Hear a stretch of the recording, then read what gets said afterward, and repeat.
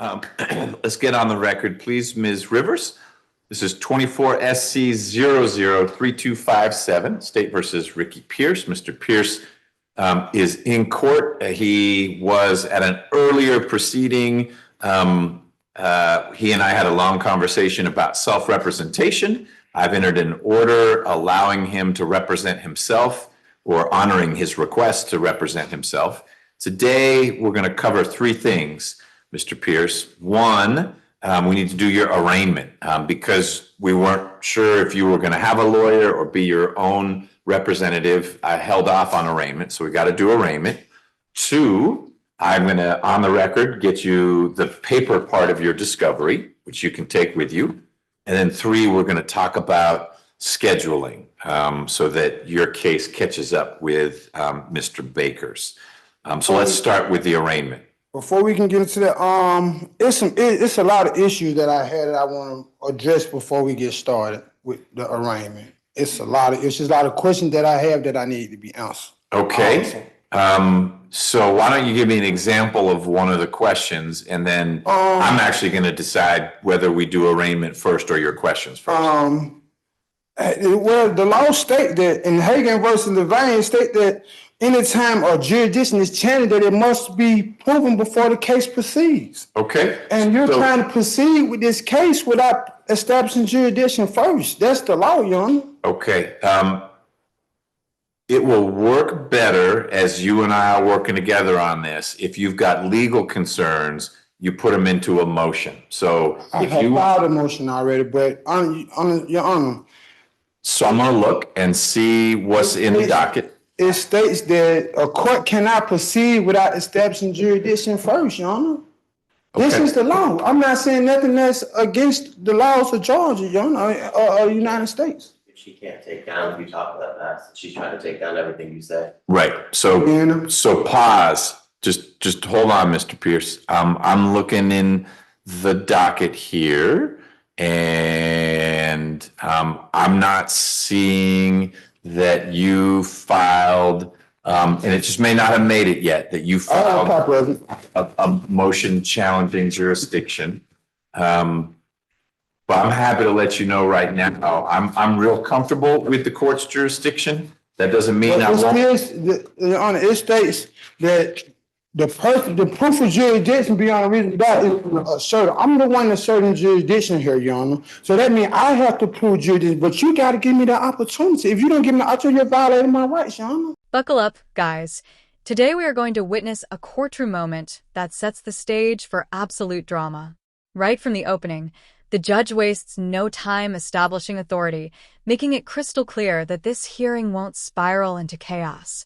The defendant, however, is already showing signs of resistance, and you can feel tension simmering beneath the surface. This intro pulls you straight into a clash of law, order, and defiance. What's in your mouth? Paper. Oh, okay. I just want to make sure everything. But yeah, the law states that the asserter establishes jurisdiction is to prove jurisdiction, Your Honor. You're not letting me do that. Okay. You're not. Okay. Well, I got you. So one, we got to speak slowly, and two, now I'm better understanding. You're saying you want to prove jurisdiction? Yeah, I'm the asserter. Can I just read my question? Just go through it's not that long. Okay. You said a whole bunch, but if it's not that long, how about I listen to you? Your Honor, it's a lot of things I'm not understanding right now. And it's a lot of questions I need you to answer. So I can better understand what is going on up until this point, Your Honor. Like, hey, I changed the court's jurisdiction on March the 4th, 2025, and also filed a motion that's right here I have signed by the clerk saying that it's been filed in office. This is the motion right here that I have filed. I have here something, copies back and everything. And plus, the courts are still trying to proceed with my case when you guys lack subject matter jurisdiction. Plus, it states in Louisville versus Motley, if any tribunal find absent of proof of jurisdiction over a personal subject matter, the case must be dismissed. Okay, slow down. I'm going to let you keep reading. Just slow down so Ms. Rivers can get what you're saying. And also, Your Honor, once jurisdiction is challenged, it is to be proven not by the courts, but by the party attempting to assert jurisdiction, which will be me. Your Honor, the burden of proof lies with the asserter. All right, guys. The courtroom intensity rises fast as the defendant begins unleashing wild claims about so-called sovereignty, challenging the judge's authority outright. The interruptions are bold, but the judge's face says it all. Patience is already wearing thin. This is where the courtroom transforms into a battleground of logic versus fantasy, and you can see the suspense building with every word exchanged. Okay, I'm now finding, it just wasn't listed as a motion, but I do see it's in the docket right here, something that you filed. It's entitled Pro Se. With a prohibition. Right, got it. So I've got that. I will rule on that. I'm going to give the state a chance to respond. But you just filed, you filed it a couple weeks ago. And so I'll get input from the state on that. And then I do owe you a ruling on that. That does not prevent us from doing the arraignment. Yeah, it does, Your Honor, because the law states that anytime a court jurisdiction is challenged, it must be proven before the case can proceed, Your Honor. Okay. So I challenged the jurisdiction last month, no, March the 4th. So that means that you have to set a court date for me to prove that you let subject matter jurisdiction. That means I have bring my evidence, the state bring their evidence, show jurisdiction, and I'm not a statutory entity, so therefore statutory law don't apply to me, Your Honor. Here we go. The defendant's bizarre arguments finally meet the judge's unshakable wall of reality. One by one, the claims are torn apart with sharp legal precision, leaving the defendant with no ground to stand on. It's a textbook example of authority dismantling chaos, and you can sense the entire room leaning in as the weight of the law slams down hard. This is where the balance of power shifts dramatically. Is the writ of replevy, is that your challenge to jurisdiction, or is there another that's one? to go with my writ of prohibition. Okay. Let me see In if I support of got my writ that. of prohibition, I filed 2 motions. Okay, let me just take a look here.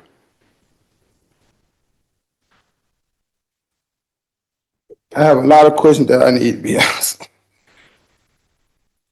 As long as you read slowly, we'll get through that. Okay, I think I've got your writ of prohibition also. And is that the challenge to jurisdiction?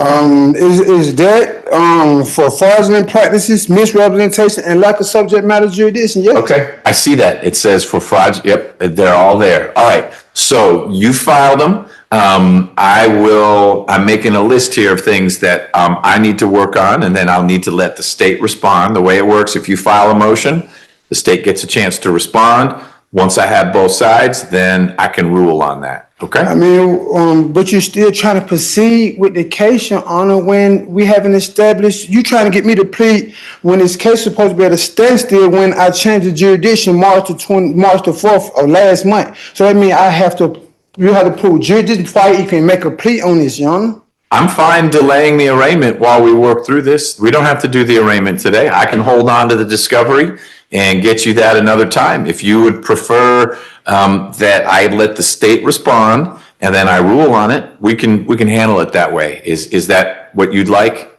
I would like if we can just answer these questions that's had right in front of me today, Your Honor. So then don't read the motion anymore and tell me what are your I wasn't reading the questions. motion. I was reading what I have wrote down, my issues I have. Okay, but ask questions instead of telling me about these cases. Your Honor, I am on, let the record reflect that this is the defendant, this birth certificate, which is the person / persona, which is a legal fiction, also a statutory entity. And I can understand what. Okay, I need you to slow down a little bit. So Let the Mr. record reflect, Your Honor, that this birth certificate is the defendant. I'm physically showing the birth certificate, everyone in the courtroom, that this is the defendant and I am the defense. Okay. Your Honor, I am only here in this courtroom by special appearance on the threat and duress to administer affairs of the Our Cap Trust, which is this birth certificate. Okay. As a sole beneficiary. You told me you had questions. Tell me. Yeah, I'm getting to it. I'm just introducing to the question, Your Honor. I want you to go straight to the question now. Your Honor, is this a court? Now the tension hits boiling point. Frustrated and cornered, the defendant bursts out, pushing the limits of courtroom decorum. But the judge doesn't blink. Instead, a thunderous warning is delivered, backed by the looming threat of contempt. It's raw, it's gripping, and it shows just how thin the line is between control and chaos in a courtroom battle like this. The suspense here is off the charts. Okay, what's your next question? Is this, you can answer it? Is this courtroom I a want court to of know what records? your questions are. I'm asking the question, Your Honor, is this courtroom a court of records? So I thought you were going to share with me what the questions were. I didn't tell you if I was going to answer the questions. You said you had a bunch of questions. So you're gonna have me ask questions that you're not gonna answer, Your Honor? That's not fair. Well, don't ask the questions then. You don't have to ask the questions. You said you wanted to ask your questions, and I'm happy to hear them. If it's appropriate for me to answer them, I will. So you don't think me asking is this court of records appropriate? I didn't say it was appropriate or inappropriate. I just needed to know what your questions were. And if they're ones that I should answer right now, like what time is it? I can tell you, 3:51. Yeah, and I'm asking something very simple, Your Honor. Is this courtroom a court of records? All right, and what's your next question? Your Honor, is your courtroom a court of records? I can't get That past seems like these the first questions question. need to be answered before, Your Honor. This question need to be answered for me to proceed, Your Honor. Okay, tell me I'm what trying to you, get an understanding. If you're not trying to help me get an understanding, tell me what you mean by a court of records. is this a court of records? It's simple. It's I don't know what that means. Is this courtroom a court of records? I don't know what court of records means. Do they record and proceed on everything that's happening in this courtroom? Do they record and document everything that's happening in this courtroom? I don't know about everything, but as long as as long as you're speaking slowly and clearly, then things are being taken down. What's your next question? Is this Fulton County courtroom a court of records? The same question you're not answering, Your Honor. You're trying to dodge the question. No, I'm not. I want to make sure I understand the question. Is this Fulton County courtroom a court of records? At times it is. And are you sure this courtroom is a court of records? If court of records means we take down what is said in court, then yes, sometimes this is a court of records. For the record, Your Honor, I go by Ricky DeMond Pierce, all lowercase letters, nothing more, nothing less. Again, I'm here by special appearance on the threat and duress to again administer affairs of the All Cash Trust as the sole beneficiary and a shareholder of the trust, which again is this birth certificate. Okay, I'm also the executive of this estate, and I'm not the living person, not the person or persona, which is a statutory entity. I'm not the all caps legal official on my corporation. I'm the living man, and I have proof signed by your government agreeing to the same. So what's your next question? Your Honor, before we could proceed with this matter, I have a few questions I need for you to answer. First, Your Honor, are you practicing color law behind the bench? I'm not sure what you mean. Are you practicing color law behind the bench? Because Title 18 U.S.C. Section 242 clearly states that you are committing a felony if you are doing so. Title 18 states, whoever, under color of any law, statute, ordinance, regulation, or custom, willfully subject any person in any state, territory, commonwealth, possession, or district to the deprivation of any rights, privileges, or immunities secured by and protected by the constitutional laws of the United States shall be found under this title or in prison not more than 1 year or both. And if bodily injury results from acts committed in violation of this section, or if such acts include the use, attempted use, or threat of use of a dangerous weapon, explosive, or fire, shall be found under this title or in prison no more than 10 years or both.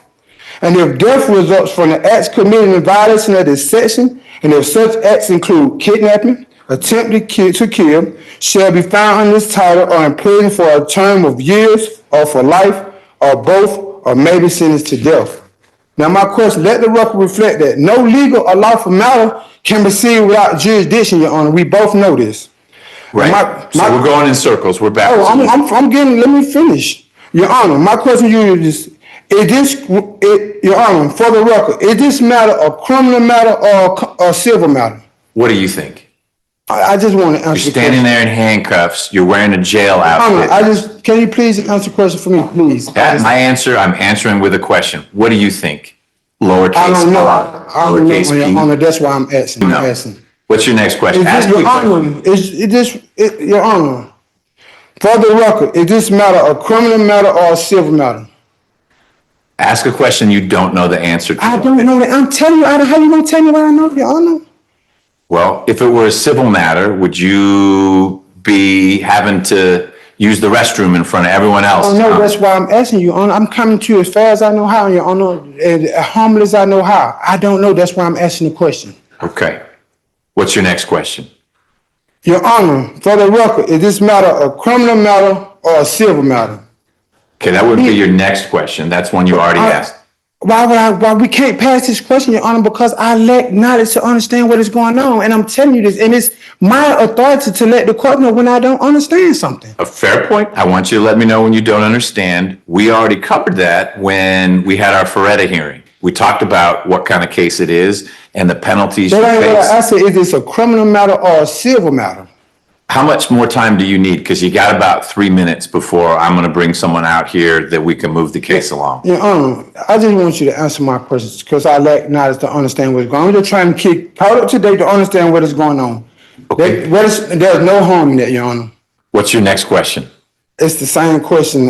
Before I can get to the next question, I have to answer this question. Go to the next question. You just said you're not gonna Your answer. Honor, for the record, is this matter a criminal matter or a civil matter, Your Honor? All right, we're done. I will bring you back once the state has responded to your motions, and I will likely be entering an order that lets you know my thoughts about jurisdiction. Once I've done that, you can choose to participate in an arraignment, but you do need to understand that in a criminal case, that's a clue. So this is all a criminal matter. Why you can't answer the first time, Your Honor? Why are you asking in the first Because time? I'm trying to get, I just told you I'm trying to get an understanding. So let me finish. So you understand that in a criminal case, So this is a criminal matter, for the record. such as yours, if you choose not to Objection, participate, Your Honor. if you choose not to Is this a participate, criminal matter or a civil matter, Your you Honor? need to stop interrupting, okay? I'm trying to understand something. It's my right to, if I don't understand something, to bring it to your attention, Your Honor. That's the law. How you're choosing to proceed. If you decide not to participate in arraignment, I'm authorized by law to enter a plea of not guilty. And that's what I'll do. So when I see you again, we're going to try again with So the you're arraignment. going to violate the laws to when it states that a case cannot proceed without establishing jurisdiction first. So you're just going to ignore that. Nope, I'm going to rule on your motion. And after I've done that, then I'll bring you back for arraignment. And you can choose to participate in it or not. I'm just letting you know in advance so you're not disappointed. I'm not going to participate in it until you establish jurisdiction on me first. That's the first thing first. We're not Right. going to skip the process. This called due process of law for a reason, Your Honor. It is, and that's why we're not And in doing it. Hagen versus Levine, it states that anytime a jurisdiction is challenged, it's to be proven before the case can proceed. That is the law. That is not nothing that I made up, Your Honor. Okay, you may be misapplying it, but I'm not disagreeing. I done read it 1,000 times, Your Honor. Okay, well then you know it. So that's why we're not doing the arraignment today. I'll take care of establishing jurisdiction. And once I've done that, I'm comfortable that I've established jurisdiction. We'll bring you back for an arraignment. You can participate or not, but we'll have cleared that hurdle that you. If you haven't, I'm not going to participate. If you can't establish jurisdiction over my case first, why would I participate? You don't need to participate. I'll bring you out. You can say no, thank you. We take you back there. We bring the No, jury I in. mean, Your Honor, I have issues, and it's You do. You do. yeah, and we both do, Your Honor. Can I ask a question? And my responses, do I address them to, as Mr. Pierce has recognized to start the day as lowercase r, T, progressive name, because he signs all of his motions with uppercase R, uppercase P, uppercase. No, I don't. I do uppercase or lowercase everything else. Dash. I don't have an sentence. I have an autograph. It's just different. Out of respect, I just was curious since it's different than what he. Let me show you. I got it right here. Right, no, I'm looking at it. It's capital R, capital Lowercase. P. No. Oh, yes. But that's all right. Is that all caps? No, it's not all caps, but you capitalize each Yeah, I can. word. This is all caps. Is this your handwriting? What? That's all caps. Oh, that's awkward. This is the breaking moment. The judge lays down the cold, hard truth in a way that cuts through every delusion. The consequences are spelled out without hesitation, and the defendant finally begins to feel the crushing weight of reality. Watching this unfold is both gripping and sobering. It's the power of the law clashing head-on with stubborn denial, and the effect is impossible to ignore. All right. Is that in all caps? So how about this, Mr. Pierce? I'm going to agree that you have written it in different ways, and I'm really not going to get hung up on that. I'm not all, like I got the paperwork right here signed by the government saying I'm not a part of y'all, and it's on file with the office. It's filed in office. My paper right here shows that I'm not the all caps legal official signed by y'all government. Good. Signed by y'all government saying I'm not the all caps. I will not use not a all caps. corporation. I will not use all Signed by caps. you guys government. You guys. Okay. Because I'm a national, not a citizen. Y'all are citizens. I'm not. I remember you establishing that before. We don't need to cover that again. It was very much that I present it at every court because it's for the record. It's my job to put it on the record, Your Honor. Okay. It's back on the record. We're incorporating in this hearing what you put on the record at the last hearing, and we'll do that every time. Anything else you want to cover? Because I'm happy to give you this discovery, but you can't have it. I don't want to proceed arraignment. until I get my question answered, Your Honor. All right. Why don't you do this? If you want to put them in writing, you could file them and I can get you those answers. But we're wasting not your time or mine, an important conversation, but there are a lot of other people here who are stuck while you ask questions like, is this a criminal matter or a civil matter? So. Right, because I don't understand. Okay. And I just want to ask you where is the problem just answering the question, Your Honor? Because I lack the knowledge to know. Okay. I feel your lack of knowledge, and I'll bring you back after I've responded to the motions you filed. That's the way we're going to interact here. If there's something you want an answer for or ruling on, you need to file it. And you know how to do it. You did it well. Okay? I'll keep your discovery warm and dry in my office. So would you just continue this court date or something? Yeah, we can't do the arraignment today. You've helped me understand why. You want me to Because establish. you can't proceed with my case until you establish jurisdiction over my case, Your Honor. That's right. That's the law. It is the law. So what's the problem with me asking the question to better understand what's going on? Well, I don't even have jurisdiction yet. Let me establish that, then I'll be in a position to have a conversation with you. And we're not talking about statutory jurisdiction. We're talking about the Constitution jurisdiction. We're talking about whatever jurisdiction I find. Okay? I'll see you soon.